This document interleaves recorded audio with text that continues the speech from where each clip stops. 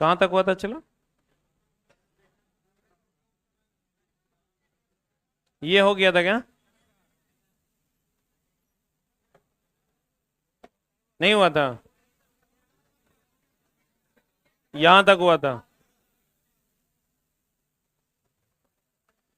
पिछले क्लास में हमने आपको पढ़ाया था फ्लोरेसेंट पदार्थ कैल्शियम टंगस्टेट होगा तो कैसा रंग देगा? नीला। और अगर मैग्नीशियम टंगस्टेट होगा नीला टू सफेद देगा।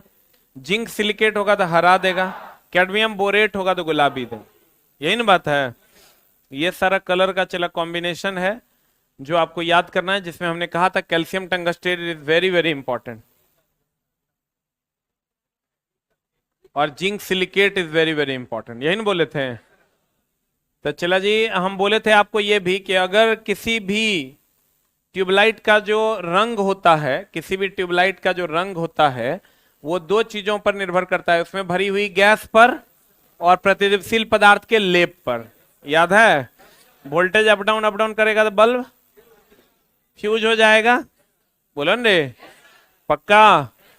अब फ्लोरेसेंट पदार्थ जो है वो क्या करता है? पराबैंगनी किरण को दृश्य प्रकाश में बदल देता है। पराबैंगनी को किसमें बदलता है? दृश्य में। क्लियर है? यहां तक किसी भाई को कोई दिक्कत नहीं है। अब हम लोग आगे बढ़ते हैं, आगे बढ़ के चलते हैं इधर। फ्लोरेसेंट ट्यूब में उत्सर्जित पराबैंगनी किरण को अवशोषित करने तथा भिन्न भिन्न प्रकाश उत्पन्न करने के लिए ट्यूब में आंतरिक सतहों पर फ्लोरेसेंट पदार्थ की क्या चढ़ी होती है? ये हम पढ़ा दिए थे पिछले क्लास में कि आंतरिक सतह पर फ्लोरेसेंट पदार्थ की परत चढ़ी होती है। प्यारे बच्चों, अभी आपका एक टेस्ट हम बोले थे लेंगे, इलेक्ट्रीशियन का माइंड टेस्ट। ठीक है? जिसका मटेरियल ऑलरेडी बन चुका है और उपलब्ध भी हो चुका है। मटेरियल कुछ इस फॉर्मेट में होगा। ठीक है?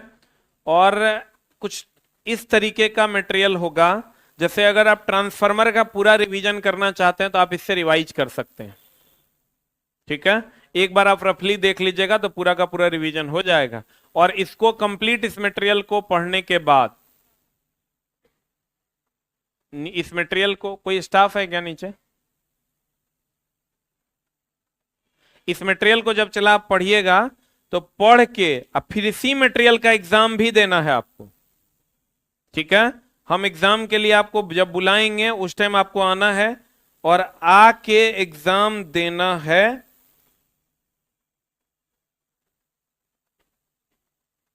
इसको चला पहले 4 से 5 दिन में पढ़ के खत्म करना है। ठीक ना? जब आप 5 दिन में इसको पढ़ लोगे तो आप बहुत आसानी से इसका टेस्ट देकर आप अपने मार्क्स को सिक्योर करोगे। और ये चला कंप्लीट रिवीजन का एक साधन है।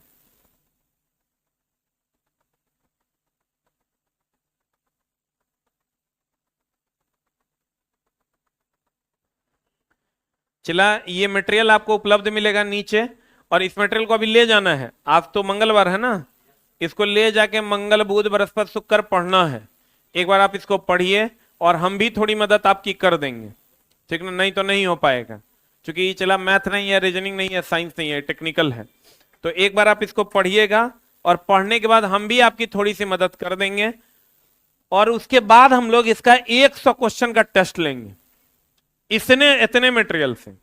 इससे बाहर नहीं होगा, कोई भी क्वेश्चन इससे बाहर नहीं होगा। और फिर उसी का टेस्ट आप दीजिएगा और अपने टेस्ट में मार्क्स सिक्योर कीजिएगा।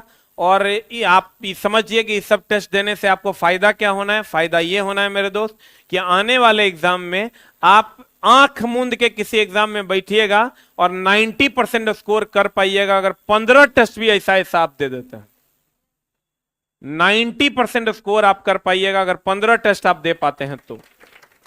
और इस टेस्ट का जो इसका फी है, जो इसका जिरोक्स का पैसा लगेगा वो आपको देना पड़ेगा, वो आप नीचे पे करेंगे। और टेस्ट का जो फी होगा वो 10 रुपया होगा। ठीक है? और 10 रुपया भी नहीं, इस टेस्ट का फी मात्र हम 5 रुपया रखे हैं। मात्र 5 रुपया में आकर के आप टेस्ट दे सकते हैं। ठीक है? लेकिन सिर्फ वो बच्चे जो हमारे यहां पढ़ रहे हैं, आउटसाइडर्स आर नॉट अलाउड। ठीक है? तो 5 रुपए में आप ये टेस्ट दे देना है और 10 रुपए में ये मटेरियल आपको उपलब्ध मिलेगा। ठीक है, तो उम्मीद करेंगे कि आप लोग इस टेस्ट से जुड़ करके खूब लाभ उठाइएगा और आने वाले एग्जाम में अपना नाम दर्ज कीजिएगा। जो लोग ऑनलाइन वाले छात्र हैं, ऑनलाइन वाले जो भी छात्र हैं, ऑनलाइन वाले आप क्या करेंगे, आप हमारे ऑफिशियल टेलीग्राम चैनल पे जाएंगे, ये मटेरियल ऑलरेडी वहां उपलब्ध मिलेगा। मटेरियल के लिए आप हमारे टेलीग्राम चैनल पे जाएंगे, वहां मटेरियल मिल जाएगा और इसका जो टेस्ट होगा, टेस्ट के लिए आप लोग बिग बूस्टर ऐप डाउनलोड कर लेंगे। बिग बूस्टर ऐप जिस दिन टेस्ट होगा उस दिन ये मटेरियल आपको वहां मिल जाएगा 5 रुपए में। बिग बूस्टर ऐप डाउनलोड कर लेना है और उसमें एक सारा सेक्शन एसएससी रेलवे का बना हुआ है, एक arts education AASH arts education offline का एक सेक्शन बना हुआ है, उसमें आप जाइएगा। जब हम बोलेंगे तो आप वहां जाइएगा, आप 5 रुपए पे कीजिएगा और वहां टेस्ट मार पाइएगा। ठीक है, ये जो मटेरियल है ऑनलाइन वाले टेलीग्राम चैनल पे ले लेंगे और जो ऑफलाइन वाले बच्चे हैं उनको नीचे ये मटेरियल उपलब्ध मिल रहा है 10 रुपए में, आप इस मटेरियल को लेके जाएंगे। हो सकता है चला इसमें 1-2 रुपया कम या ज्यादा होगा, कभी कम होगा कभी ज्यादा होगा, क्योंकि चला एग्जैक्ट तो होना संभव नहीं है और 6-8 रुपया भी लेना संभव नहीं है, तो इसलिए कभी 12 रुपया 11 रुपया होगा तो 10 रुपया ले लिया जाएगा, कभी 8 रुपया होगा या 9 रुपया होगा तो 10 रुपया लिया जाएगा। ये हम पहले कहते हैं, ऐसा नहीं कि पेज गिन के कहना मास्टर बेईमानी कर लिया 1 टका। ठीक ना, इतना घटिया दिन मेरा चला नहीं आ गया कि तो बेईमानी करके हम अपना काम करें। मेरा कलम चलता है, हम अपने कलम से सेटिस्फाइड है। ठीक है, पढ़िएगा, आपको समझ में आएगा। जिसको नहीं समझ में आएगा चला उसको पढ़ने की कोशिश करनी है, कम नंबर आएगा, यही ना होगा। अरे नंबर कम आएगा और क्या हो सकता है, इसके अलावा भी कुछ हो सकता है क्या? नंबर कम आएगा फिर पढ़ेंगे और पढ़ेंगे। ठीक है, चैप्टर वाइज नहीं है भाई, मटेरियल वाइज है। जो नहीं डिस्कशन नहीं होगा इसका, हम इसका कुछ जुगाड़ सोच रहे हैं। पहले ले जाके तुम पढ़ो ना, पहले इसको ले जाके पढ़ो और फिर हम बतियाएंगे की मामला है। ठीक है, पहले एक बार ले तो जाओ, तब कल ना रिव्यू लेंगे थोड़ा से, की देखा, क्या समझा, क्या समझ में आया, कहां दिक्कतें हुई, फिर उस पर बात करेंगे। जहां होगा हम मदद करने की कोशिश करेंगे। ठीक है, और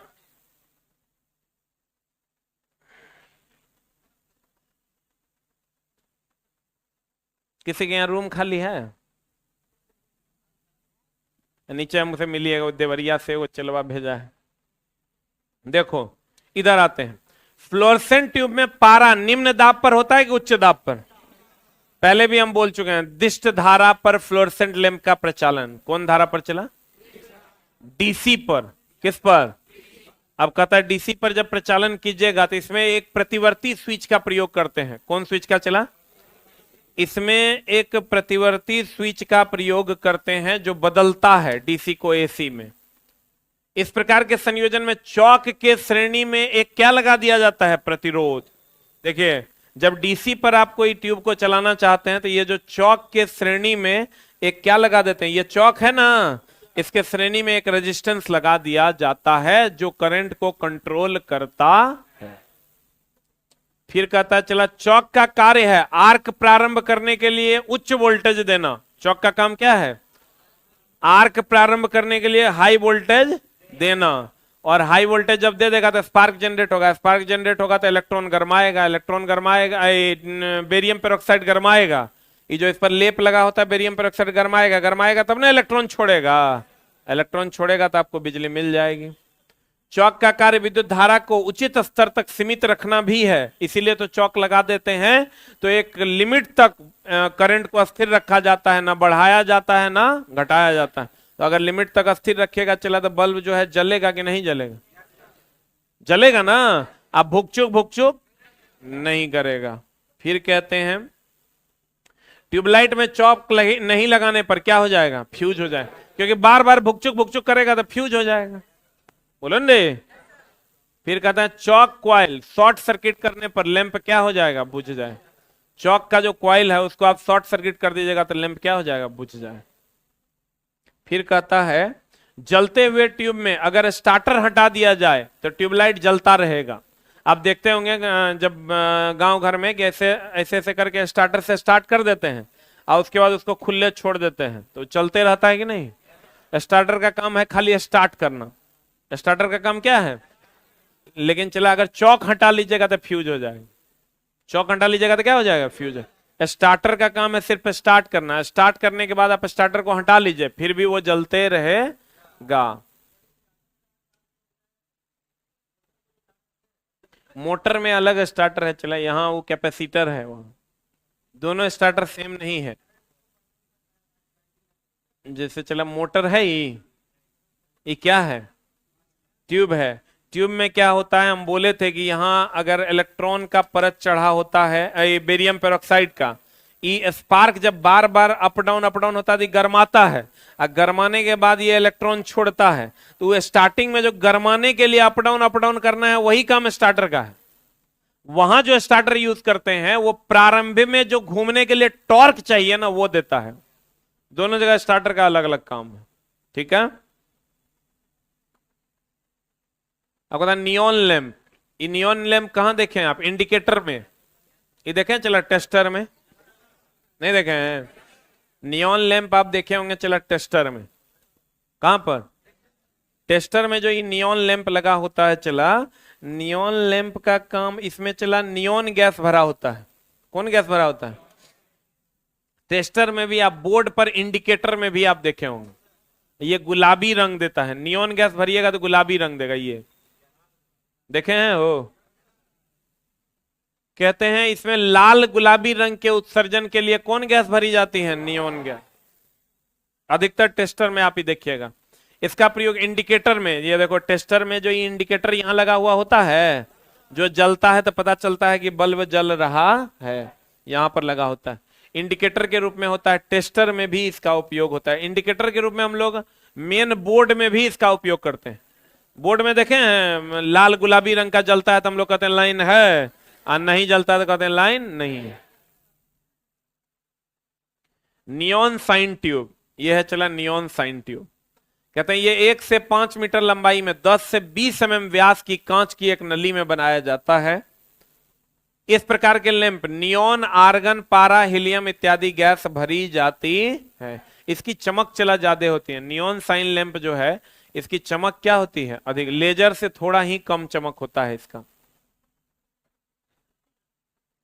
ये कहता है चला ट्यूब में प्रति मीटर लंबाई पर 900 से 1000 वोल्ट की आवश्यकता होती है। यानी 1 मीटर में कितना वोल्ट? 900 से 1000 वोल्ट की आवश्यकता होती है। नियॉन साइन ट्यूब के प्रचालन के लिए आवश्यक वोल्टेज नली की लंबाई पर मुख्य रूप से निर्भर करता है। किसी भी ट्यूब के परिचालन के लिए जो वोल्टेज चाहिए वो उसकी लंबाई पर निर्भर करता है। कम वोल्टेज वाला होगा तो कम लंबा होगा, ज्यादा वोल्टेज वाला होगा तो ज्यादा लंबा होगा। इसमें उत्पन्न रंग नली में भरी गई गैस पर निर्भर करता है। चूंकि इसमें फ्लोरेसेंट पदार्थ तो होता नहीं है, परत इसमें होता नहीं। जो हम लोग चला जो इंडिकेटर में जो लैंप बल्ब यूज करते हैं, क्या उसमें परत चढ़ा होता है मरकरी के जैसा? इसका मतलब इसमें निकलने वाला जो रंग है वो किस पर निर्भर करेगा? गैस पर। किस पर निर्भर करेगा? यह नियॉन साइन ट्यूब गैस विसर्जन प्रभाव के सिद्धांत पर आधारित। जितना भी चला ट्यूब है, लैंप है, सब तो गैस विसर्जन प्रभाव पर है। गर्म होता है तो इलेक्ट्रॉन का विसर्जन होता है, यही तो गैस विसर्जन प्रभाव है। गैस विसर्जन प्रभाव क्या है? गर्म होने के बाद किसका? इलेक्ट्रॉन निकलता है, तो वही ना गैस विसर्जन प्रभाव है। फिर कहता है इसकी आयु कितना? इसका कार्य सिद्धांत गैस विसर्जन प्रभाव पर आधारित है। अभी कहिएगा सर गैस विसर्जन प्रभाव देखो, जैसे ये टंगस्टन का फिलामेंट है, इस पर एक परत चढ़ा होता है बेरियम पेरोक्साइड का। इसमें करंट दिए, करंट देने के बाद ये बेरियम पेरोक्साइड गर्म होता है। गर्म होने के बाद ये इलेक्ट्रॉन छोड़ेगा, इलेक्ट्रॉन छोड़ेगा तो गैस में विसर्जन हुआ ना आयन का। इसको गैस आयनीकरण प्रभाव भी कहते हैं या गैस विसर्जन प्रभाव भी कहते हैं। बोला रे। फिर कहता है आर्क लैंप। आर्क लैंप आप देखे होंगे चला, उसमें क्या बोलते हैं उसको? प्रोजेक्टर देखे हैं? अरे प्रोजेक्टर का लैंप देखे हैं? प्रोजेक्टर नहीं देखे हैं? आर्क लैंप वहीं लगल रहता है। प्रोजेक्टर से देखो ये सिनेमा चल रहा है ना, ये जो लाइट उधर से आता है वो आर्क लैंप से ही आता है। कहते हैं इस प्रकार के लैंप का उपयोग सिनेमा, प्रोजेक्टर आदि में किया जाता है। इससे तीव्र प्रकाश उत्पन्न करने के लिए 2 इलेक्ट्रोड होते हैं। कितने इलेक्ट्रोड? एगो इधर से होगा, एगो उधर से होगा, के बीच कितना डिस्टेंस? 1.5 से 6 mm तक गैस रखकर आर्क उत्पन्न किया जाता है। फिर कहता आर्क तथा इलेक्ट्रोड में से प्रवाहित होने वाली विद्युत धारा का मान बाह्य प्रतिरोधक द्वारा, कभी भी चला विद्युत धारा के मान को प्रतिरोध द्वारा नियंत्रित कर सकते हैं। प्रतिरोध बढ़ा दीजिएगा धारा का मान घट जाएगा, अब प्रतिरोध घटा दीजिएगा धारा का मान बढ़ जाएगा। द्वारा नियंत्रित किया जाता है, जिसे हम लोग क्या कहते हैं? बैलास्ट कहते हैं। जिसे हम लोग क्या कहते हैं? चला बैलास्ट कहते हैं। इसकी दक्षता कितना ल्यूमेन पर वाट? 20 ल्यूमेन पर वाट होती है। हेलोजन देखा है ना, हेलोजन लैंप पहले यूज होता था, अब तो सबका जगह है, एक एक चीज ले लिया एलईडी। अब ना बल्ब है, न ट्यूबलाइट है, न वेपर लैंप है, न हेलोजन है, सब खत्म हो गया। अब सबका स्थान कौन ले लिया? एलईडी। हेलोजन लैंप का किनारा कांच का बना होता है। किनारा कांचे का ना बना, कांचे का ना हेलोजन लैंप होता है रे। देखा है कि वह नहीं देखा है? हेलोजन इसलिए कहते हैं कि चला आप सुने होंगे फ्लोरीन, क्लोरीन, ब्रोमीन, आयोडीन को हेलोजन कहते हैं। उसमें चला अक्रिय गैस आर्गन नहीं भरा होता, उसमें हेलोजन गैस भरा होता है। कौन गैस भरा होता है? इस लैंप में निष्क्रिय गैस के साथ साथ halogen gas fluorine, chlorine, bromine, iodine भरा होता। इसकी दक्षता कितना से कितना? ये हेलोजन देखा है 25 से 35 ल्यूमेन पर वाट होता है। इसे फ्लड लाइट लैंप भी कहा जाता है। कौन लैंप कहा जाता है? चला इसका दूसरा नाम है फ्लड लाइट लैंप। इसकी दीवारें काली पड़ जाती, कभी कभी देखता है हेलोजन जब फ्यूज हो जाता है दीवारें काली हो जाती। बोलेंगे सॉरी, काली नहीं पड़ती है, बल्ब काला पड़ जाता है, ट्यूब काला पड़ जाता है। हेलोजन भी चला कभी कभी काली पड़ जाती है, लेकिन मैक्सिमम नहीं पड़ता है। इसलिए नहीं पड़ता है क्योंकि चला बहुत हाई वोल्टेज पर होता है, उतना हाई वोल्टेज पर ही वाष्पीकृत नहीं होता, गलिए जाता है। ठीक है, तो इसे हम फ्लड लाइट लैंप भी कहते हैं। टंगस्टन बताओ क्या देता है? यहां टंगस्टन लगा हुआ है, यह प्रकाश अधिक देगा और ऊष्मा कम, लेकिन जो नाइक्रोम है वो यहां लगा हुआ है, ये ऊष्मा अधिक देगा और प्रकाश कम देगा। ठीक है, अब बल्ब के फूटने पर, बल्ब के क्या करने पर, अब चला कभी कभी क्वेश्चन पूछता है बल्ब जब फूटता है तो उसके अंदर का प्रेशर कम रहता है कि ज्यादा? अरे छोटा, हम बोले थे प्रेशर जो होता है वो कम होता है, बल्ब के अंदर निर्वात होता है, हवा नहीं होता है। तब बाहर में प्रेशर ज्यादा होता है, अंदर हम बोले थे पारा भी कम दाब पर भरा जाता है। तो चला अगर एक अंदर का दाब कम होगा, एक बाहर का दाब अधिक होगा, तो अधिक से कम में ना हवा आएगा रे। तब बाहर से अंदर हवा आएगा कि अंदर से बाहर? जब बल्ब फूटता है तो आवाज करता है, क्यों? क्योंकि बाहर से अंदर हवा आता है, क्योंकि अंदर का दाब कम की ज्यादा। कहता बल्ब के फूटने पर आवाज होता है बाहर से अंदर हवा आने के। ठीक है, अंदर का प्रेशर कम की ज्यादा, तो high pressure to low pressure ना आएगा। बल्ब का फिलामेंट कैसा होता है? चला ये जो फिलामेंट लेते हैं हम, ये फिलामेंट मुड़ा हुआ होता है ना, ऐसे ऐसे ऐसे ऐसे, क्योंकि मुड़ने से फिलामेंट में ऊष्मा का व्यय कम होगा, लॉस कम होगा, इसलिए इसे कुंडलीकृत क्वाइल के रूप में लपेटते हैं। क्वाइल के रूप में लपेटने पर न चला क्षेत्रफल कम होता है, तो आपको गर्मी कम लगेगा, और नहीं तो चला गर्मी ज्यादा लगेगा, इसीलिए इसको क्वाइल के रूप में लपेट देते हैं कि क्षेत्रफल इसका कम हो। इसी को अगर आप खींच दीजिएगा ना तो इतना बड़ा है, इसको खींच दीजिएगा तो इतना बड़ा हो जाएगा, इतना बड़ा हो जाएगा, क्षेत्रफल ज्यादा होगा, ज्यादा क्षेत्रफल में ना गर्मी छोड़ेगा, काम तो चला उतने कर रहा है, इसलिए इसको क्वाइल के रूप में लपेट देते हैं कि इसका क्षेत्रफल कम हो जाए। कम हो जाएगा तो गर्मी भी आपको कम देगा कि ज्यादा देगा? कम की ज्यादा। कहता फ्लोरेसेंट ट्यूब के दोनों सिरों पर, इधर भी कई गो, 2 गो फिलामेंट होता है कि 3 गो? 2 गो फिलामेंट। देखो एगो ई फिलामेंट है, एगो ई फिलामेंट, और दोनों टंगस्टन का कि नाइक्रोम का? किसका? क्योंकि ज्यादा प्रकाश देना है। कहते हैं फ्लोरेसेंट ट्यूब के दोनों सिरों पर लगे टंगस्टन फिलामेंट पर बेरियम ऑक्साइड का परत चढ़ा होता है। बताएं हम आपको, ये जो फिलामेंट होता है चला, इसके ऊपर बेरियम पेरोक्साइड का परत होता है, बोलो ने? अच्छा बताओ चला, ये जो 0 वाट का बल्ब हम लोग कहते हैं, 0 वाट का नहीं होता, 5 से 7 वाट का होता है। 0 वाट का बल्ब 0 वाट का नहीं होता है, कितना वाट का होता है? 5 से 7 वाट का होता है। कितना वाट का होता है चला? तो मकान मालिक को ही समझाना कि जो हमको अंधेरे में रखते हैं आप, 0 वाट का बल्ब लगा के आपको लगता है कि बिजली का खपत नहीं करेगा, उससे बढ़िया 10 वाट का एलईडी लगा दीजिए, क्योंकि 7 वाट तो वो लेगा, नहीं लेगा। 3 वाट के चक्कर में चला अनहरिया में घूमते रहते हैं हम लोग, नहीं पता चला कि हग रहे हैं कि धो रहे हैं, पता नहीं चल रहा है। पटना में सब मकान मालिक जो है 0 वाट का बल्ब लगे ले, उसको लगता है ये बिजली खाता ही नहीं है। उसको चला जाके बताओ कि कितना वाट का है, 5 से 7 वाट।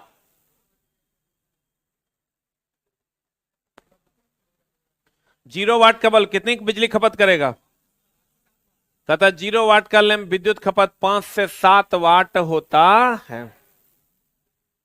फ्लोरेसेंट ट्यूब में फ्लोरेसेंट पदार्थ के रूप में जिंक सिलिकेट होने पर कौन रंग देगा? है यहां है जिंक सिलिकेट, इसीलिए कौन रंग दे रहा? हरा। तरंगदैर्ध्य को प्रायः किसमें व्यक्त करते हैं? सबको पता है, तरंगदैर्ध्य का ही ध्यान रखिएगा। चला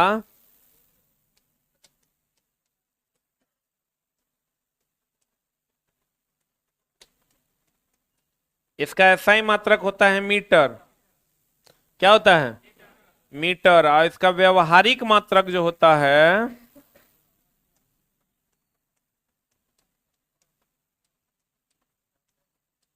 एंगस्ट्रॉम, और 1 एंगस्ट्रॉम बराबर तुझ वेयर द बुक, लिख लीजिए कहीं पर।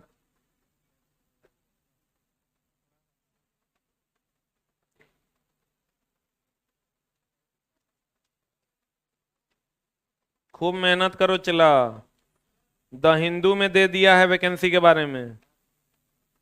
वैकेंसी कब? कल का द हिंदू देख लेना। वैकेंसी कभी भी आ जाएगा।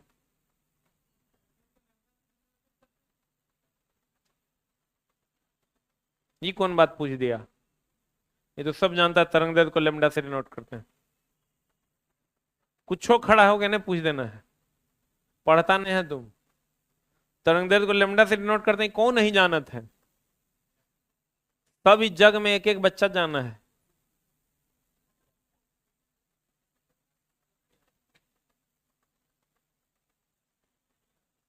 आजकल नेटवर्क का बहुत इशू रहता है।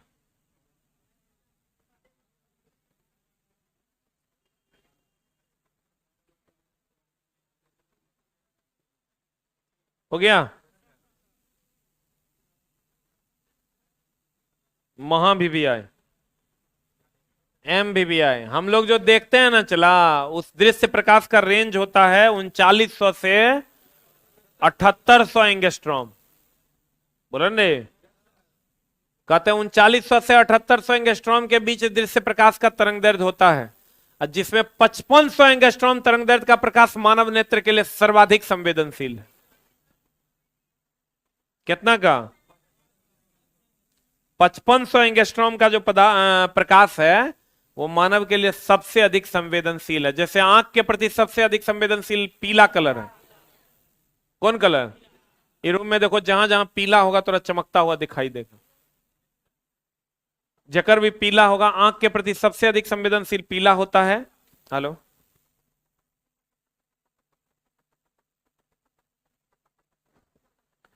क्या बोले? आंख सबसे अधिक संवेदनशील पीले रंग के प्रति होता है, उसके बाद नीले रंग के प्रति। बोल ने, वैसे सफेद भी ठीक रहता है लेकिन उतना बढ़िया नहीं है। कहते हैं चला 3900 से 7800 एंगस्ट्रॉम होता है दृश्य प्रकाश। महा भी आए, आंख किसके प्रति अधिक संवेदनशील है? 5500। हर प्रकाश का अपना अपना तरंगदैर्ध्य होता है। किसी लैंप की दक्षता को किसमें? महा भी आए, ल्यूमेन पर वाट में व्यक्त किया जाता है। किसी लैंप की दक्षता को किसमें व्यक्त करते हैं? तापदीप्त लैंप में वायु रहित पर वाट में मापा जाता है। तापदीप्त लैंप अगर रहेगा तो उसको किसमें नापा जाता है? वायु रहित ई आप समझ लिए, किसी भी चीज को आप पर वाट में ही नाप सकते हैं। किसमें नापते हैं? फिर कहता है तापदीप्त लैंप में वायु रहित कांच के बल्ब का प्रयोग किया जाता है। बताओ तापदीप्त लैंप में इसमें वायु रहता है क्या? कांच का यह विकिरण, देखो, क्योंकि यह विकिरण द्वारा तापमान के कम होने से रोकने के साथ साथ फिलामेंट पदार्थ को ऑक्सीकृत होने से क्या करता है? बचाता है। इसमें अगर वायु रहित कांच होगा चला तो ये विकिरण विधि द्वारा कुछ तो रोकेगा, लेकिन अगर आप हवा भर दोगे तो और ज्यादा रोक देगा। अगर हवा मतलब कौन सा? नाइट्रोजन या आर्गन? हवा नहीं, नाइट्रोजन या आर्गन अगर आप भर दोगे तो ये और ज्यादा उष्मा का संचरण करेगा, तो ये जल्दी जलेगा नहीं। देवरिया से आप ही आए ना? देवरिया से कोई है क्या? आप हैं? यहां आके बैठ जाइए, तब आ जाइए। देवरिया देवरिया साथ हो जाएगा। ये वो चलवा है लोको पायलट, वही भेजा है इसको। ये चला नौकरी हो जाएगा, सब काम करना, लेकिन मेरे पास बच्चा जरूर भेजना। मजाक में नहीं लेना ही बात को, ना तो ऐसा शराप लगेगा कि भेल बेटा बाप ने कहेगा, ठीक ना। भोर से शाम तक चला खड़े रहते हैं, यही मटेरियल बनाते हैं, हाउ मटेरियल बनाते हैं, हाउ मटेरियल बनाते हैं। इसलिए जब भी नौकरी लगेगा मेरे पास बच्चा हर हाल में भेजना है। वो अगल बगल में सबको कहना चल जाओ, ठीक ना। कहते हैं चला गौर फरमाइएगा, तापदीप्त लैंप में वायु रहित कांच के बल्ब का प्रयोग किया जाता है क्योंकि यह विकिरण द्वारा तापमान कम होने से रोकने के साथ साथ फिलामेंट पदार्थ को ऑक्सीकृत होने से भी क्या करता है? रोकता है। ये कहने का मतलब ये हुआ, ये चला अगर ऊष्मा का संचरण चला हवा में तेजी से तो होवे करता है, लेकिन निर्वात में भी होता है। ऐसा नहीं कि निर्वात में नहीं होता। निर्वात में नहीं होता, सूर्य का प्रकाश यहां तक आ पाता? सूर्य के पास तो निर्वात है, बोलन रे। तो अगर हम लोग ये कहने का मतलब ये है कि अगर निर्वात होगा तो ऑक्सीकरण होने से बचेगा, यानी जलने से बचेगा कि नहीं बचेगा? मेन बात इसमें यही है, बोलन रे। क्योंकि ऑक्सीकृत होने के लिए ऑक्सीजन चाहिए, और निर्वात कर देंगे तो ऑक्सीजन मिलेगा नहीं, मिलेगा नहीं तो जलेगा नहीं। फिर कहता है तापदीप्त लैंप में वायु रहित कांच के प्रयोग से धारा का संवहन रुक जाता है।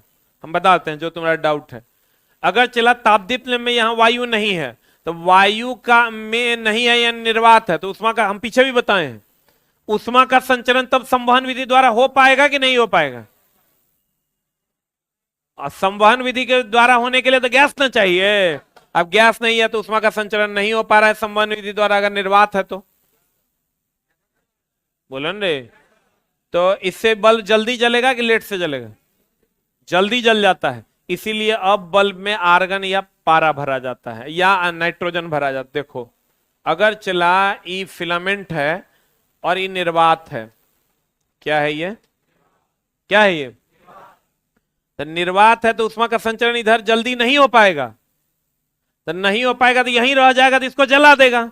और जब इसमें गैस भर देंगे संवहन विधि द्वारा उष्मा का संचरण हो जाएगा, क्योंकि गैस में उष्मा का संचरण संवहन विधि द्वारा होता है। बोलन रे। तो कहते हैं तापदीप्त लैंप में वायु रहित कांच के प्रयोग से, वायु रहित मतलब निर्वात, धारा का संवहन को क्या किया जा सकता है? धारा का संवहन मतलब ऊष्मीय धारा का, धारा का संवहन मतलब ऊष्मीय धारा का, विद्युत धारा का नहीं। टंगस्टन के कंपन को सहने के लिए पर्याप्त यांत्रिक सामर्थ्य होता है। टंगस्टन जो ये फिलामेंट हम लोग लगाते हैं चला, ये कंपन को देखता होगा, कभी कभी बल्ब हिल डोल भी जाता है तो क्या वो टूटता है? अब वही कार्बन का फिलामेंट ले लोगे तो कट से जैसे शीशा टूटता है वैसे टूट जाएगा। टंगस्टन का सामर्थ्य होता है कि वो कंपन को क्या कर सके? सह सके। नहीं लगता बल्ब लटकल रहता है, ऐसे से डोलते भी रहता है हवा में, तो फ्यूज होता है क्या? लेकिन वही कार्बन का होगा तब क्या होगा? फ्यूज हो जाएगा। तो कहते हैं टंगस्टन में कंपन को सहने के लिए पर्याप्त यांत्रिक सामर्थ्य होता है। टेंटेलम का प्रयोग, टंगस्टन के बदले टेंटेलम का प्रयोग तापदीप्त लैंपों में न होने का कारण यह है कि इसका गलनांक टंगस्टन से क्या है? कम है। किसका चला? टेंटेलम का। नहीं तो टेंटेलम भी चला, उसमें जब प्रकाश विद्युत धारा दोगे तो वो भी उष्मा देता है, सॉरी प्रकाश देता है, लेकिन फिर भी उसका प्रयोग नहीं करते क्योंकि उसका गलनांक कम है, वो जल्दी गल जाता है।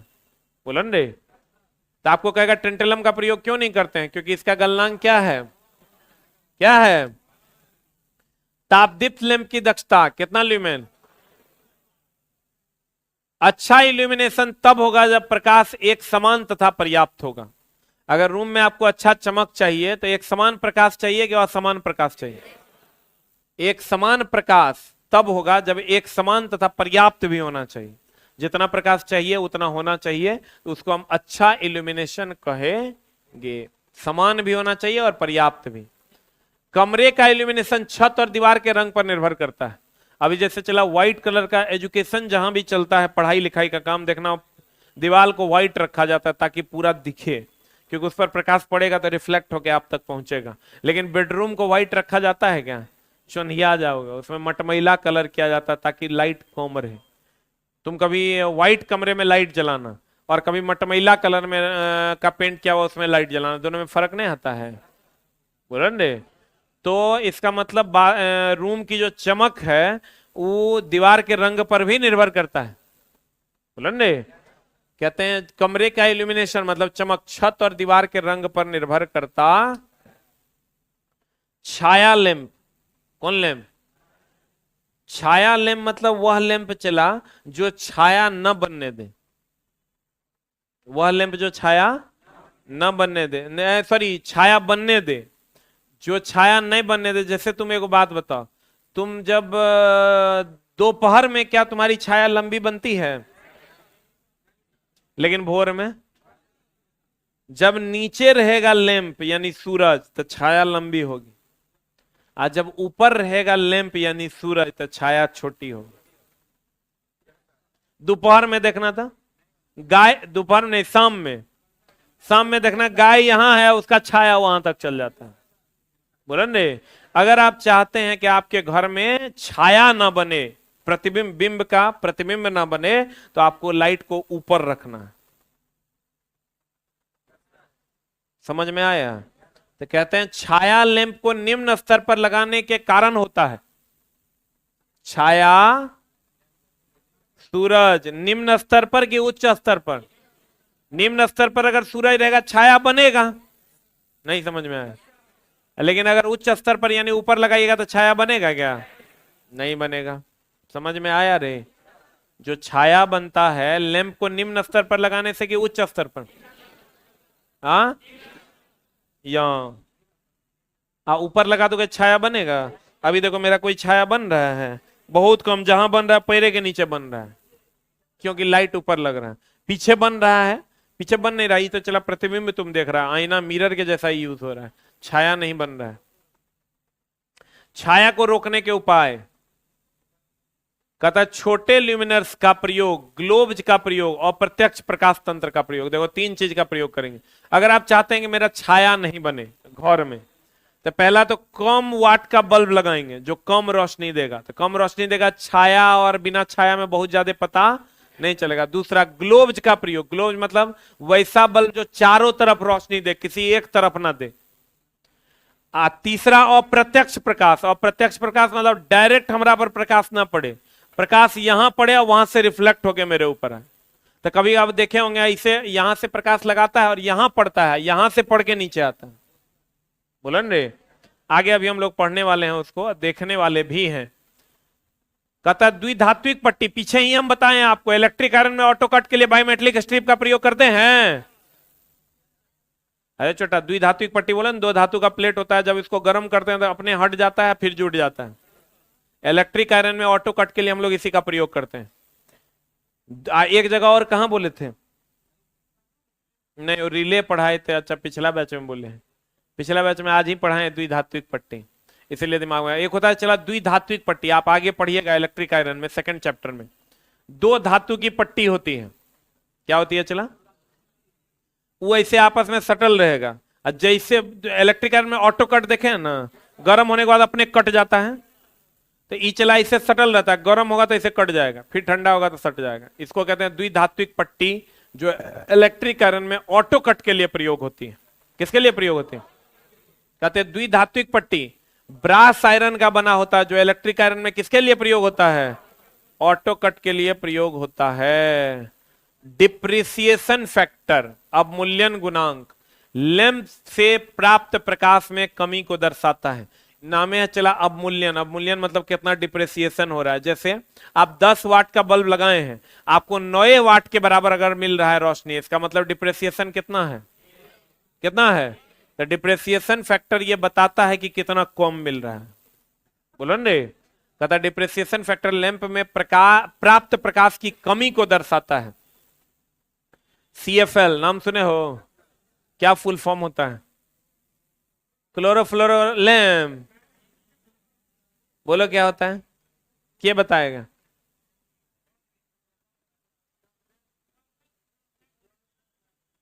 किसको पता है बोलो? Compact fluorescent lamp. आगे पढ़ेंगे हम लोग। प्रदीप्ति लैंपों के सिद्धांत पर ही काम करता है। जो CFL चला, जो इससे LED और बल्ब के बीच में एगो CFL आया था, वो भी चला प्रदीप्ति लैंप पर ही के ही सिद्धांत पर काम करता है। जैसे हम लोग प्रदीप्ति लैंप बल्ब और ट्यूबलाइट जलाते हैं। स्विच फेज में लगाया जाएगा कि न्यूट्रल में, अर्थ में?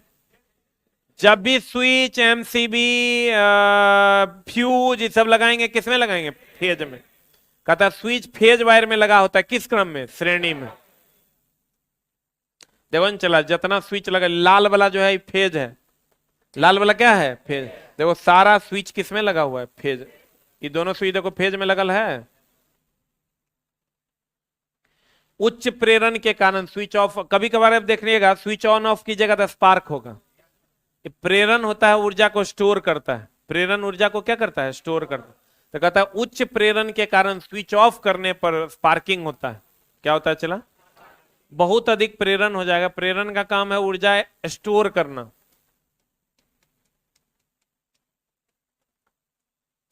आपको कभी कभी कहेगा कि बताइए स्विच ऑन ऑफ करने से स्पार्किंग क्यों होता है, तो कहेंगे उच्च प्रेरण यानी ऊर्जा स्टोर हो जाने के कारण। ये देखो यहां भी स्पार्किंग हो रहा है, ये भी स्पार्किंग हो रहा है। तो कहेंगे किसके कारण होता है चला? प्रेरण के कारण। प्रेरण क्या है चला? जब किसी तार को क्वाइल के रूप में लपेट देते हैं तो इसमें जो ऊर्जा स्टोर होता है इसी को हम प्रेरण कहते हैं, जो हम लोग आगे पढ़ने वाले हैं। अभी फिलहाल के लिए खाली ये जानना है कि उच्च प्रेरण के कारण स्विच ऑन ऑफ करने से क्या होता है? स्पार्किंग। तभी ट्यूब में पूर्ण आंतरिक परावर्तन की घटना होती है। जितना भी ट्यूब है चला, ट्यूब जानते हो, कभी इंडोस्कोपी करवाए हो? नहीं। पूर्ण आंतरिक परावर्तन जानते हो? जब प्रकाश जिस माध्यम में जाता है उसी माध्यम में पूरा का पूरा लौट जाता है, यही घटना पूर्ण आंतरिक परावर्तन। जितना ट्यूब है उसमें पूर्ण आंतरिक परावर्तन की घटना होती है, जिससे आप प्रकाश को एक जगह से दूसरे जगह अनंत लंबाई तक भेज सकते हैं। बोलो रे, तो इसका उपयोग इंडोस्कोपी में करते हैं। जब प्रदीप्ति लैंप की संधारित्र लगाते हैं तो शक्ति गुणांक कितना तक सुधर जाता है? 80%। लेकिन ये चला शक्ति गुणांक के बारे में हम लोग आगे जानकारी लेंगे। अगर प्रदीप्ति लैंप जल बुझ रहा है तो उसे बंद कर देना चाहिए कि नहीं करना चाहिए? नहीं बंद कीजिएगा तो तंतु फूक जाएगा, यानी फिलामेंट क्या हो जाएगा? जल जाएगा। एडिसन स्क्रू होल्डर देखे हो? ये एडिसन प्रकार का स्क्रू होल्डर होता है इस टाइप का, जिसमें इस टाइप का बल्ब लगता है। लैंप होल्डर के बाहरी चूड़ीदार सर्किट, ये जो चूड़ीदार सर्किट है पर न्यूट्रल तार को हमेशा लगाया जाता है। कौन तार को? ये जो चला एडिसन स्क्रू होल्डर है, इसका ये जो चूड़ीदार भाग है जिसमें देख के इसे टाइट करते हैं, उसके चूड़ीदार भाग में कौन कनेक्शन होता है? न्यूट्रल। अब बाकी में लाइव वायर होता है, यानी मेन वायर होता है।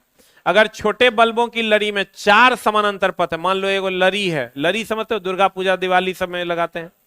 4 समानांतर पथ है और केवल एक फ्लैशर बल्ब, एक बल्ब ऐसा है जो इसको कंट्रोल करता है, यानी अप डाउन भुकचुक भुकचुक करता है, से नियंत्रित करता है। तो फ्लैशर बल्ब में धारा का मान एक बल्ब की धारा का मान का कै गुना होगा? अगर चला इसमें 5 एम्पियर, इसमें 5 एम्पियर, इसमें 5 एम्पियर, एक और तार लड़ी है इसमें 5 एम्पियर, इसका मतलब इसमें 20 एम्पियर होगा। तभी नहीं 5-5 एम्पियर को बांटा है। अब कहते हैं चला प्रकाश व्यवस्था की किस्में। एक होता है डायरेक्ट लाइट। डायरेक्ट लाइट हो गया मतलब सारा ये सब यूज होता है चला कहां पर? ऑपरेशन थिएटर में। ऑपरेशन थिएटर में डायरेक्ट लाइट चाहिए तभी दिखाई देगा।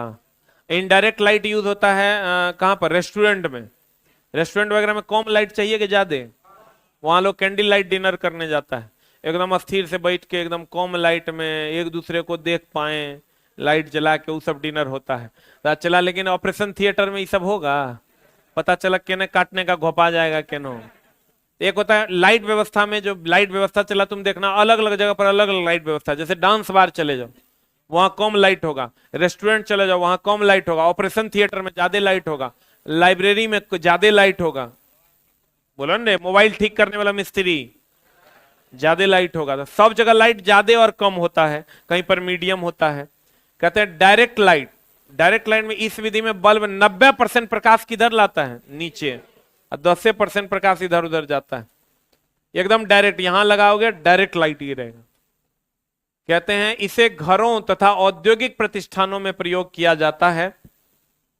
अर्ध प्रत्यक्ष, अर्ध प्रत्यक्ष मतलब चला देखो ये अर्ध प्रत्यक्ष है, ये जो फॉल सीलिंग है इसके अंदर में लाइट है, देखे हो कभी ऐसा लाइट?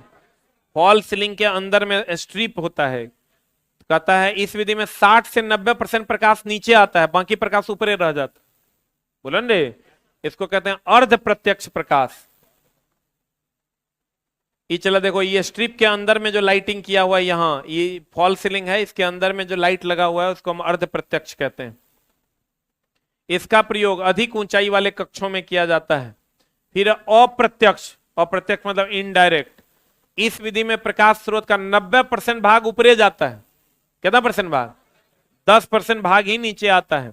इसे सिनेमा हॉल, सिनेमा हॉल में चला देखना इंटरवल में भी कम लाइट आता है। डांसिंग हॉल यानी डांस बार इत्यादि जगहों पर इसका प्रयोग किया था। डांस बार देखो अभी तो बिहार में तो कुछ है ही नहीं, आप बाहर जाएगा वहां पब क्लब इस सब में क्या होता है, एकदम कम रोशनी, कभी तू ओकरा देखेगा कभी वो तोरा देखेगा, उस टाइप का रोशनी रहता है। यहाँ तो सब सबको परमानेंट देख रहा है। अर्ध अप्रत्यक्ष, इसमें चला 60 से 90% भाग छत की ओर परावर्तित करते हैं। इसका उपयोग रेस्तरां, रेस्तरां मतलब रेस्टोरेंट इत्यादि जगहों पर किया जाता है। अब सामान्य प्रकाश व्यवस्था, ये नॉर्मल प्रकाश व्यवस्था है। इस विधि में प्रकाश हर दिशा में समान रूप से पहुंचता है। इसे उद्यान, उद्यान समझते हो,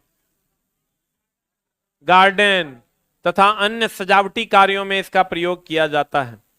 प्रकाश व्यवस्था की योजना बनाते समय उपयोगिता गुणक, मूल्य ह्रास गुणांक, स्थान, ऊंचाई अनुपात इत्यादि पर विचार करना चाहिए। सोडियम वेपर लैंप एक वर्णी प्रकाश देता है कि दो वर्णी प्रकाश देता है? कौन सा प्रकाश देता है? पीला, उजला, पीला रंग का प्रकाश देता है। कहता है एक सर्किट में 10 साइड पॉइंट रखा जाता है। कितना साइड पॉइंट रखा जाता है? टोटल पॉइंट जो है मैक्सिमम कितना रखा जाता है? 10, उससे ज्यादा नहीं रख सकते। जहां बारीक काम चल रहा हो, देखो ये बारीक काम चल रहा है, सिलाई बुनाई का काम चल रहा है, सिलाई बुनाई तो बारीक काम ना है। कहते हैं वहां प्रकाश कितना ल्यूमेन पर मीटर स्क्वायर? 2000 ल्यूमेन। देखो हर जगह पर हेलोजन लगल है, लगल है रे, क्योंकि यहां चला सिलाई बुनाई का काम चल रहा है। कहता आई, आई बोले तो इंडियन इलेक्ट्रिसिटी नियम के तहत बत्ती जलाने के सर्किट में अधिकतम निर्धारित बोझ कितना वाट होना चाहिए? 800 वाट से ज्यादा नहीं होना चाहिए। घर के बाहर लगाई जाने वाली लाइट का अंतर्वेशन सुरक्षा रेटिंग IP65, जैसे चला इंडियन पिनल कोड होता है ना अलग अलग अपराध के लिए, वैसे ही इंडियन इलेक्ट्रिसिटी रूल में भी एक होता है IP65। कहता है घर के बाहर लगाई जाने वाली लाइट की अंतर्वेशन सुरक्षा रेटिंग IP65 या उच्च होती है। यह रेटिंग बाहर लगे लाइट उपकरण की भारी वर्षा और तेज हवा के झोंके से भी संतोषप्रद दक्षता प्रदान करता है। जो भी मान लो घर के बाहर जो भी लाइट लगना है उसको IP65 में जितना भी रूल है उस सब रूल को फॉलो करेगा, तभी कोई कंपनी घर से बाहर लगने वाले लाइट को बना सकता है। इस रूल में लिखा हुआ है कितना ल्यूमिनस का होगा, कौन सा मटेरियल लगाना है, ताकि वर्षा पानी आंधी बिहार में उस शॉर्ट सर्किट होकर आग ना लगे। फिर कहता है क्लियर, क्लियर ग्लास मतलब चला एकदम साफ ग्लास जिसके आर पार दिखाई दे। क्लियर ग्लास अधिकतर प्रकाश ट्रांसमिट करता है। बताओ क्लियर ग्लास है सारा प्रकाश तुमको दे देगा। अब वही ट्यूब वगैरह में आंतरिक सतह पर चला प्रतिशील पदार्थ का लेप चढ़ा होता है। जैसे तुम हेलोजन देख लो, हेलोजन में सारा प्रकाश तुमको मिल जाता है, तो बहुत प्रकाश मिलता है। ट्यूब में उतना प्रकाश मिलता है क्या? क्योंकि उसके आंतरिक सतह पर प्रतिशील पदार्थ का क्या लगा होता है? लेप लगा होता है। क्या लगा होता है? तो चला क्लियर ग्लास, क्लियर ग्लास है कि अधिकतम प्रकाश ट्रांसमिट करता है। मिल्क ग्लास, ये मिल्क ग्लास हो गया, ये न्यूनतम प्रकाश देगा कि अधिकतम? न्यूनतम प्रकाश ट्रांसमिट करता है। ताप दीप्त लैंप में CRI कलर रेडरिंग इंडेक्स सर्वाधिक होता है। ताप दीप्त लैंप जो होता है उसका CRI सर्वाधिक होता है। कलर रीडरिंग इंडेक्स ये बताता है कि किसी की भी लैंप की क्वालिटी कितनी अच्छी है, ठीक है। उसका सबसे अधिक होता है तापदीप्त लैंप, वह लैंप जो ताप भी देता हो और प्रकाश भी देता हो, जैसे बल्ब, हेलोजन और ट्यूबलाइट वगैरह चला तापदीप्त लैंप नहीं है, यह दीप्त लैंप है। यह सिर्फ और सिर्फ प्रकाश देता है, यह ऊष्मा नहीं देता। कहता मूनलाइट, मूनलाइट समझते हो ना, का ल्यूमिनेशन लेवल सामान्यतः कितना ल्यूमेन पर मीटर स्क्वायर। इस बार का एलपी का क्वेश्चन है, 0.3 ल्यूमिनस पर मीटर स्क्वायर होता है, बहुत कम नहीं है। चला बल्ब का भी 12 से 15 ल्यूमिनस होता है। कितना ल्यूमिनस पर वाट। अब देखो चला, तुम तो सुन लिया, तुमको लगेगा इतना हमको याद रहेगा कि नहीं, लेकिन जब क्वेश्चन आएगा तुम बहुत आसानी से मार देगा। हमको ही बताओ कि मून लाइट, तुम बल्ब का ल्यूमिनस बताओ। पहले हमको ये बताओ, ल्यूमिनस जो है प्रतिदीप्तशीलता, ये ल्यूमेन पर वाट में व्यक्त किया जाता है या वायु रहित पर वाट में व्यक्त किया जाता है। अब हम जे पूछते हैं खाली बताना। 0 वाट का जो बल्ब होता है वो कितना से कितना वाट होता है? 5 से 7 वाट होता है कि 0 वाट होता है? पक्का ना? अब चला गौर फरमाइएगा, हमको ये बताइए तापदीप्त लैंप का जो CRI होता है वो सर्वाधिक होता है। CRI का फुल फॉर्म क्या है? फिर कहता है चला मिल्क जो दूधिया ग्लास होगा वो कम ल्यूमिनस देगा कि ज्यादा? आज जो क्लियर ग्लास होगा, बहुत बढ़िया। अब कहता है चला जितना भी घर से बाहर में लैंप लगा है वो कौन रूल फॉलो करेगा ताकि वो भारी वर्षा आंधी बिहार से जो है वो तुमको सुरक्षा प्रदान करे? फिर कहता है IE नियम के तहत बत्ती जलाने के लिए सर्किट में अधिकतम निर्धारित लोड कितना होना चाहिए? कितना वाट? आज जहां बारीक काम चल रहा हो कितना, जैसे तुमको बारीक काम के जगह पर दे देगा सिलाई बुनाई का काम चल रहा है, पढ़ाई का काम चल रहा है, तो वहां कितना ल्यूमेन पर वाट होना चाहिए? पर मीटर स्क्वायर होना चाहिए। इंडियन इलेक्ट्रिसिटी नियम के अनुसार तो 800 है। कहते हैं एक सर्किट में कितना साइड पॉइंट होता है? आज सोडियम वेपर लैंप एक वर्णी प्रकाश देता है, कौन रंग देता है? पीला। बहुत बढ़िया। नियॉन लैंप लाल गुलाबी। कहते हैं प्रकाश व्यवस्था की योजना बनाते समय उपयोगिता गुणांक सब चीज का ध्यान रखना है कि कितना पैसा लग रहा है, कितनी हमारी उपयोगिता है। पता चला घर में रूम में तुम कहेगा ना कि एगो तो बल्ब 10 वाट का 5 को लगा ही देते हैं, 1-2 हेलोजनो लगा देते हैं। कभी कभार मान लो ज्यादा रोशनी चाहिए तो वेस्टेज ऑफ मनी ना हो जाएगा। जहां पर घर में चाहिए चला 10 वाट का बल्ब, वहां तुम लगा दोगे 50 वाट का बल्ब, तो लॉस हो जाएगा। मूल्य का ध्यान रखना चाहिए, रोशनी कितनी चाहिए उसका ध्यान रखना चाहिए, उपयोगिता कितनी है उसका ध्यान रखना चाहिए, कितना ऊंचाई पर लगा रहे हैं उसका ध्यान रखना चाहिए। कहता है इधर आ जाइए डायरेक्ट। सामान्य प्रकाश व्यवस्था जो होती है चला घर में होता है, उद्यान वगैरह में होता है। सामान्य प्रकाश व्यवस्था अर्ध अप्रत्यक्ष, देखो चला एक होता है प्रत्यक्ष, एक होता है अर्ध प्रत्यक्ष, एक होता है अप्रत्यक्ष, एक होता है अर्ध अप्रत्यक्ष। इस सब में मामला क्या है? प्रत्यक्ष में 90% लाइट नीचे आएगा डायरेक्ट और 10% नहीं आएगा। अर्ध अप्रत्यक्ष जो अर्ध प्रत्यक्ष जो होगा उस 60 से 90% के आसपास कहां जाएगा? ऊपर, अब बाकी 30% नीचे आएगा। बोलन रे। उसी तरीके से चला अप्रत्यक्ष भी है, अप्रत्यक्ष में 10% लाइट नीचे आएगा, अर्ध अप्रत्यक्ष होगा तो 30% नीचे आएगा। जैसे प्रत्यक्ष होगा तो 90% नीचे आएगा, अर्ध प्रत्यक्ष होगा तो 70% नीचे आएगा। प्रत्यक्ष होगा तो 90% नीचे आएगा डायरेक्ट, अर्ध प्रत्यक्ष होगा 30%, 60% नीचे आएगा, 30% ऊपर जाएगा। बोलन रे। अप्रत्यक्ष होगा तो 90% ऊपर जाएगा, 10% नीचे आएगा। अर्ध अप्रत्यक्ष होगा तो 30% नीचे या बाकी ऊपर।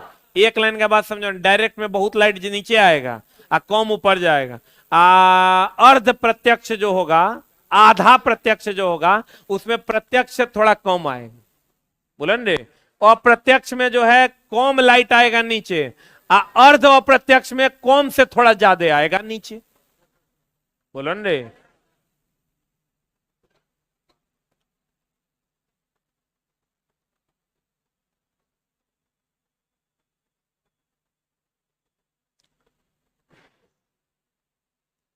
आज छोटे छोटे बल्बों में ये चला 4 गो लरी लगल है, तो फ्लैशर इसका 10 ही 10 ही 10, तो ये कितना एम्पियर? 40 एम्पियर ना। एडिशन स्क्रू होल्डर का चूड़ीदार भाग न्यूट्रल दर्शाता है। बोलो न रे। अब कहता है अगर जल बुझ रहा है तो फिलामेंट जल जाएगा। जब प्रदीप्ति लैंप में संधारित्र लगा देंगे कितना % पावर फैक्टर सुधरेगा? 80%। लेकिन इस पर बात करेंगे। कोई भी ट्यूब है ये पूर्ण आंतरिक परावर्तन पर काम करता है। पूर्ण आंतरिक परावर्तन के द्वारा प्रकाश को एक जगह से दूसरी जगह 100% भेजा जा सकता है। बोलो ना रे। फिर कहता है अगर चला स्विच, अगर जलते बुझाते समय स्पार्किंग हो रहा है, मतलब प्रेरण कुंडली में ऊर्जा स्टोर हो रहा है। प्रेरण कुंडली क्या है? जब तार को कॉइल के रूप में लपेट दिया जाता है तो वही प्रेरण कुंडली। बोलो ना रे। ऊर्जा को क्या करता है? स्टोर करता है। आज स्विच कहां लगाएंगे? एमसीबी भी फेज में लगाएंगे, फ्यूज भी फेज में ही लगाएंगे। बोले में नहीं करेगा। सीएफएल प्रदीप्ति लैंप के सिद्धांत पर ही कार्य करता है। अब मूल्यन गुणांक ये बताता है कि प्रकाश कितना कम दे रहा है। जैसे तुम नया वाला एलईडी लाओ, प्रकाश खूब देगा, धीरे धीरे एलईडी प्रकाश कम हो जाता है, वही उसका डिप्रिसिएशन वैल्यू है। द्विधात्विक पट्टी का काम क्या है? ऑटो कट करना। द्विधात्विक पट्टी किसका बना होता है? ब्रास आयरन का। छाया रोकने के लिए बताओ कम ल्यूमिनस का कि ज्यादा ल्यूमिनस का? ग्लोब बल्ब का प्रयोग करेंगे कि वन साइडेड? और प्रत्यक्ष प्रकाश की डायरेक्ट लाइट? डायरेक्ट लाइट की इनडायरेक्ट लाइट? आज बताओ अगर बल्ब नीचे रहेगा तो ज्यादा छाया बनेगा, अब बल्ब ऊपर रहेगा तो? जैसे सूर्य की रोशनी ऊपर रहती है तो कम छाया बनता है, और नीचे रहता तो ज्यादा छाया बनता है। बोलो न रे। यानी बताओ डायरेक्ट लाइट में ज्यादा छाया बनेगा कि इनडायरेक्ट लाइट में? डायरेक्ट लाइट में ज्यादा छाया बनेगा? नहीं बनेगा, क्योंकि प्रकाश ज्यादा और डायरेक्ट पड़े। अब बताओ दोपहर के समय डायरेक्ट लाइट होता है कि इनडायरेक्ट? हम लोग नहीं कहते दोपहर में हो डायरेक्ट मुंह पड़ रहा है, नहीं कहते हैं। सुबह और शाम के समय इनडायरेक्ट लाइट पड़ते हैं। बोलो न रे। छाया लैंपों के निम्न स्तर पर लगाने से होता है कि उच्च स्तर पर? हाँ। आज बताओ बल्ब की उम्र कब ज्यादा होगी? जब टंगस्टन का फिलामेंट की कार्बन का? टंगस्टन में भी टंगस्टन निर्वात की टंगस्टन गैस? हाँ। और पारा कम दाब पर कि ज्यादा दाब पर? तो अगर बल्ब फूटेगा आवाज करेगा तो बाहर से अंदर हवा आएगा कि अंदर से बाहर? हाँ पक्का। भूख से चला पेट दर्द कर रहा है इसीलिए बैठ गए। अब तुम कहेगा भूख क्यों लग रहा है आपको? खाना आपको नहीं मिल रहा है क्या? इतना पैसा तो हम लोग दे ही रहे हैं। चला मामला ये हो रहा है ना कि आजकल हम डाइटिंग पे हैं, पेट मेरा निकल रहा है, समझा? दूसरा दीपक सर का क्या बोलते हैं? दीपक सर 8 किलो खा के डाइटिंग, 8 गो रोटी खा के डाइटिंग पे है। वो आदमी के पेट भागले जा रहा है। अब चला उनका तो बियाह हो गया, मान लो मैनेजेबल है, 5 गो दिया पुता है, उनको उतना दिक्कत नहीं है। अच्छा हमको कह रहे थे अरे बहुत धूर्त आदमी है हम, चला तुम विश्वास नहीं करेगा, भोर से हम 2 गो रोटी खाए हैं। नहीं रे आज शायद 6-7 गो खा लिए थे, आज भोर में ज्यादा खा लिया। अभी चला भूख लगल है इतना ना कि बता नहीं, अभी बैठ के एकदम, तुम समझो कि सप्ताह में 3 दिन नहीं होता तो आज तरह पढ़ाते नहीं है। लेकिन चला पापी पेट का सवाल है, पढ़ाना ही पड़ेगा। हम लोग भी चला थक जाते हैं। सुबह 7 बजे से क्लास लो, मतलब समझो कितना बजे उठो, फिर रात में अभी जाएंगे नीचे, अभी नीचे जाओ ना 100 समस्या से ग्रसित लोग हैं। हम समस्या सॉल्व करते करते एक दिन अपने सॉल्व हो जाएंगे। अब चला भर दिन लाइन में लगा कहेगा सर मेरे पिताजी नहीं है रहे, कोई कहेगा मेरे पापा को कैंसर हो गया, कोई कहेगा हमको खून का व्यवस्था कर दीजिए, कोई कहेगा, हम बोले अब पढ़ाना लिखाना हम भी करवाना है और ये भी करवाना है, चूंकि कोई उम्मीद लेके आता है तो कुछ तो मदद करना ही पड़ेगा। कोई आता है कहता है सर हम बैग लेके चल आए हैं पापा से झगड़ा करके। हम लोग कहा है, बोलता वीडियो देख के कि आप बोले हैं कि ITI होगा तो नौकरी होबे करेगा, हम इसीलिए सर चल आए हैं, हमको सर अपने शरण में ले लीजिए। अब कितना को शरण मिले, शरण भर गया है हमारा।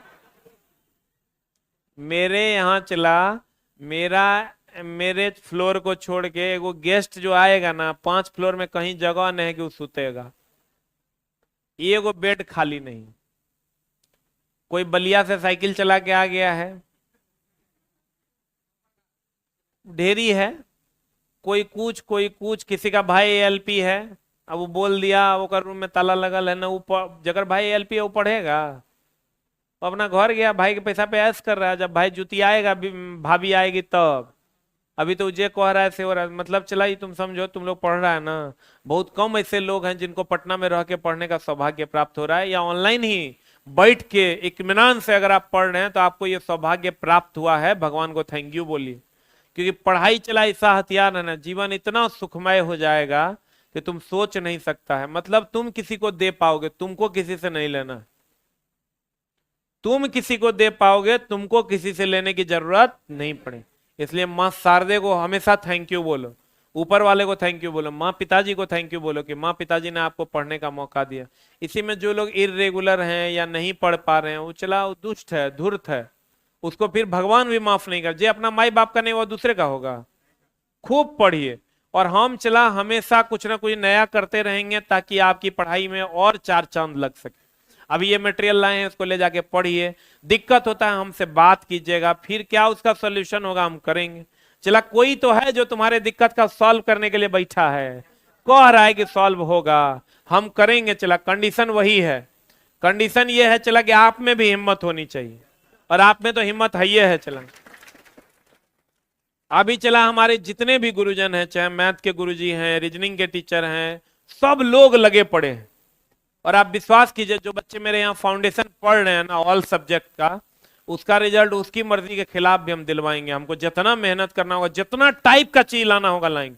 5% में टेस्ट करवाएंगे, लेकिन हम सर करवा के, ताकि बच्चा ये ना कहे कि पैसा लग रहा है, और उसको रिजल्ट तक पहुंचाएंगे। रिजल्ट तक एक बार चला, एक लॉट जैसे जाएगा ना, वैसे ही चला अगला बार मेरा कोचिंग जो है और नेक्स्ट लेवल पे जाएगा। अभी चला ये लड़का आया देवरिया से, कहां गया वो, कौन भेजा है तुमको? सुनील सर भेजे हैं। सुनील सर क्या करते हैं? टेक्नीशियन है। कहां पर? गोरखपुर में टेक्नीशियन है। वो एकरा पढ़ाता है, वहां पढ़ाता होगा बैठा के। वो बिहारी है कि वो गोरखपुर का है? बिहार का है। और वहां गया होगा तो इसको बैठा के पढ़ाता होगा। बोला कि सर हम आपके चले हैं, हम अपना चला आपके पास भेज रहे हैं। अब आया है बच्चा, पढ़ेगा, और चला हमरा से जितना हो पाएगा हम ऐसे ही करेंगे। और तुम लोग भी चला खूब मन लगा के पढ़ो। अब नौकरी चला होगा, माँ पिताजी को बता देना, खाली तो तबियत खराब नहीं होगा, खाली तो तबियत खराब नहीं हो, तू घर नहीं जाओ तो पप्पा को बता देना, पप्पा 8 महीना के बाद आपका सब दुख हम ले लेंगे, सब दुख, ये हम थोड़ा चला प्रॉमिस करते हैं। खाली तो हमको यही 6 से 7 महीना मात्र टाइम दो, ज्यादा देने का जरूरत नहीं। पटना में चलाओ, पंचवर्षीय में नहीं फंसना। इतना टाइप का टेस्ट करवाएंगे ना, तनी एकरा में सीखेगा, तनी ओकरा में सीखेगा, तनी ओकरा में सीखेगा, एक के दिन जाके सब उतार दे। तो जब एग्जाम हॉल से निकलेगा न चला, हम वो लेवल का तैयारी में के जुगाड़ में है कि बच्चा 100 में 98 क्वेश्चन मार के आए, वो जुगाड़ लगाए, ताकि मेरा बच्चा ना हो नहीं में नहीं फंसे। क्योंकि एक दो को चलवा चला फसल है, अभियो कर तरफ मुंह ऐसे देखते हैं ना, मुंह ऐसे कर लेते हैं कि ओकरा से नजर नहीं मिला सकते, ना वो हमरा से नजर मिलाता है। 1 नंबर से बैठा हुआ है पिछले 3-4 साल से, और मेरे ही आंख के सामने बैठा है। वही मेरे लिए चैलेंज है। हम चला उसको एज ए चैलेंज लिए। 1 नंबर से उसके दोस्त का हो गया और उसका नहीं हुआ, और 1 नंबर से चला वो बच गया बच्चा। 0.7 नंबर तक वेटिंग लिया, 1 नंबर वाला को नहीं लिया। और चला डेरी मेरे सामने रहता था, हम उससे यही सीखे हैं कि हम अपना चलवा के लिए थोड़ा और अगर मेहनत कर दें तो ऐसे 1 नंबर से बैठने वाला पंचवर्षीय में मेरे पास नहीं बचे तो होगा क्या कि एफर्ट अगर हम ऐसा लगाएं इस लेवल का, तो चला इस लेवल में भी लगेगा, सब पार हो जाएगा। ठीक ना? इसलिए हम चला इतना करेंगे और रिजल्ट हेतना पे होता है, तू हेतनो कर लेगा तब पार हो जाए। ठीक ना? तो आप ये मत समझिए पढ़ाई चला ऐसा नहीं है कि हम अभी पढ़ा दिए सब आपके दिमाग में चल जाएगा। ये एक ओवरऑल कंक्लूजन है, ये जो अभी आपको हम पढ़ाए ना ये एक ओवरऑल कंक्लूजन है। इसी कंक्लूजन के बेसिस पे आप क्वेश्चन सॉल्व कीजिएगा और तब धीरे धीरे आपके मेमोरी में ये चीजें आएंगे तब आप सफल होइए। तो धीरे धीरे धीरे धीरे आपकी सारी दिक्कतें दूर हो जाएंगी। खाली चला बस भगवान से यही मनाना कि तुम्हारी तबीयत खराब नहीं हो और घर तुम नहीं जाओ, ये तो तुमको खुद करना होगा। हार्डली डेडिकेटेड बनो और नहीं मन लगे तो गांधी वहां चल जाओ, गंगा घाट एक बार घुमाओ। उससे भी नहीं मन लगे न चला तो कभी मन करे तो सिनेमा भरवा लिए 5 टका, ये सब करो कोई दिक्कत नहीं। 5 टका के सिनेमा भरवा लिए देख लिए, कोई वेब सीरीज बैठ के देख लिए, कोई दिक्कत नहीं है। लेकिन चला खाली घर नहीं जाना, अब व्यवस्था से जुड़े रहो। हम सब प्लान कर रहे हैं, हम बैठे नहीं हैं। चला हमको इस कोचिंग को हर हाल में 2023 तक में 2 से 3 सेंटर तक पहुंचा देना और वो हम पहुंचा देंगे। Thank you very much. अगले दिन हम लोग नया चैप्टर स्टार्ट करेंगे।